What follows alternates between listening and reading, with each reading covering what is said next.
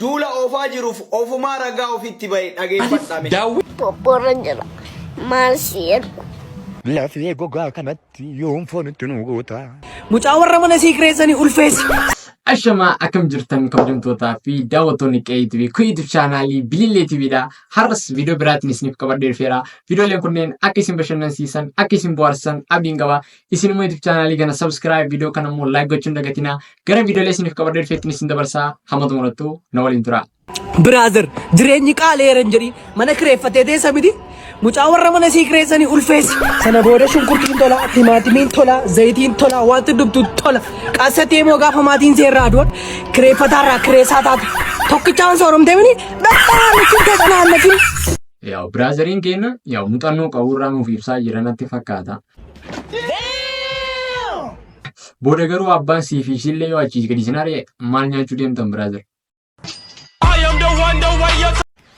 Boqqollootti waaduudhaaf kasalleen jiru gooftaa. Lafee gogaa kanatti yoon foon itti nu goota.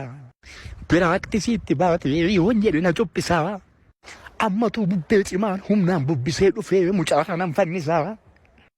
Utuullee foon qabaattee nun qaanessuu wantichi. Mata duree walaloo kootii hin dabbara wantichi. Guys, akkami walaloon kabbaadidha min. Yaa'u namoota qaqallaa tarrabamaa jira. Anallee dabalatee jechuudha.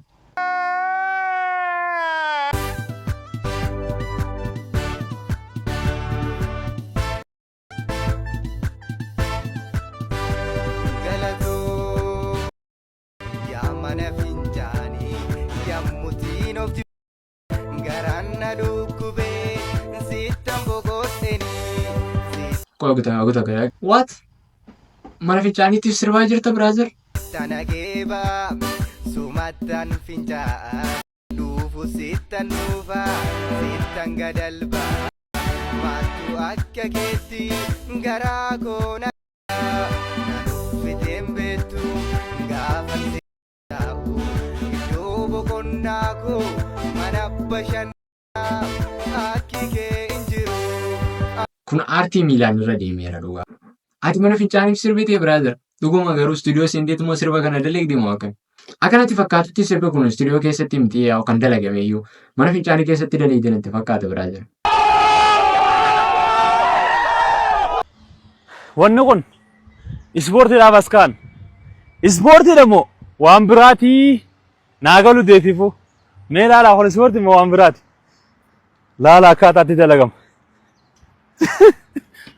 Mee kun amma ispoortii moo waan biraati? Hello.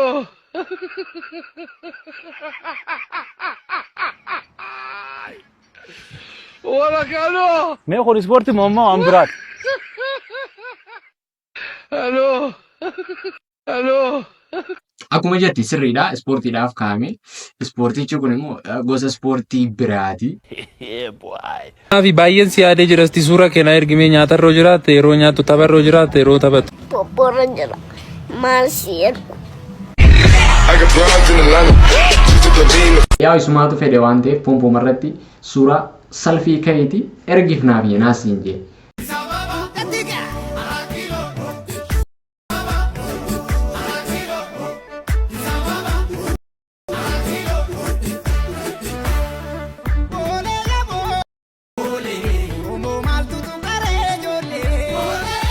Yaa'u artistoonni fiilmii afaan Amaariffaa irratti beekaman yaa'u kanneen akka Henook Dinqoo kanaa fi garaagaraa akkuma asirratti argitanii ayyaana irreechaa bara kanaa irratti sirbaa jiranii baay'ee das nama ja'anii isaanitti haa tolumi.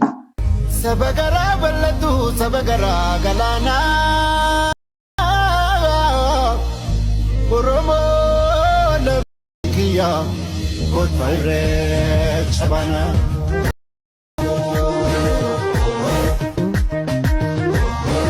Yoo isaan irratti maal argitan wanta haaree maal argitan wanta tokko argeetiin jira akkami rifeensa isaa kanarra maaltu jira jijjiiramni tokko isinitti mul'atu yaa'u rifeensa isaa akka waan dhaabsisee yookaan rifeensa isaarra jijjiiramni wayiin jira. Haftaamuu lamuu duula oofaa jiruuf ofumaa ragaa ofitti bahe dhageeffadhame. Daawit warra muuziqaa arreenjii godhan keessa hin jiru. Tarii rakkoon kun Andu'aalem bira hin jiru ta'a. Warra Andu'aalem gorse bira ta'a. Manaajerii Andu'aalem bira ta'a. Obboleessa Andu'aalem bira ta'uu danda'a. Beekon maaliif haqi ilma Oromoo dhokata. Daawit rakkoo qabaachuu danda'a. Daawit Andu'aalamiin beellamee hafuu danda'a. Garuu maaliif maqaan Daawit achirraa dhabame? Waay Andu'aalam si gaafachaa jira. Maaliif seenaanis nama gaafachiisa gaa wantichi.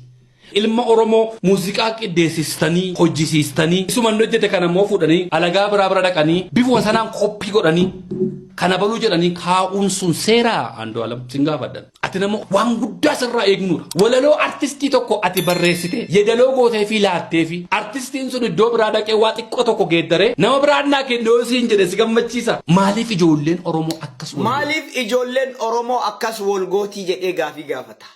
Mee dhageeffadha as bira jirti dubbiin. Gaafii maaliif ijoolleen Oromoo akkas wal gootii jettuuf ati maaliif nama Oromoo akkana goota akkuma Daawitiin gaafatte san Andu'aalam Gosaa si bira jira maaliif waamtee gaafachuu dadhabdee miidiyaa irratti duula itti bante miidiyaatu furmaata fidaa jarri lachuu si bira jiran qaamaanis deemtee argachuu dandeetta. Eega rakkoo guddaa jettee ka amantu taate eega yakkii Daawitiin irratti dalagame jettee ka yaaddu ta'e maaliif miidiyaa irra fiddee duula itti banuun barbaachise maaliif atuu ilma Oromoo akka goota maaliif waliif fiddee araarsuun rakkoo isaan jidduu jiru yoo rakkoon illee jiraate maaliif osoo gaafachuu dandeettu miidiyaa irra fiddeeti duula itti bantaa jechuudha. Namoonni baay'een keessan TikTok irratti dhimma kan argitan jeeyyaadha. Habtaamuu Lammaa viidiyoo dhimma albamii Andu'aalam Gosaa wajjin wal qabatee dalagee tokkotu ture. Obboleessi keenya kun immoo dhimma san irratti yaada kennaa jira. Deebii bareedaa deebiseef jeetii yaada Habtaamuu Lammaadhaaf jechuudha. Akkuma inni jedhee gochuu osoo danda'u miidiyaa irratti baasuun barbaachisaa miti jedheetiin yaada akka kiyyatti. Waas abet dhibbisiisee bee bakka dhufe irreecha kana uffadhee deema bakka murtii ta'e bakka ilma koomaa wayyaa dhibbisiiste bal'aasan si wayyuuyyu maal bal'aan baay'ee bal'ate bakka kana man uffadhaani sitti meeqa laal irreecha irratti akka barreen gaddaa sanitti immoo bilbila hatamii mataa qabadhu dhaaban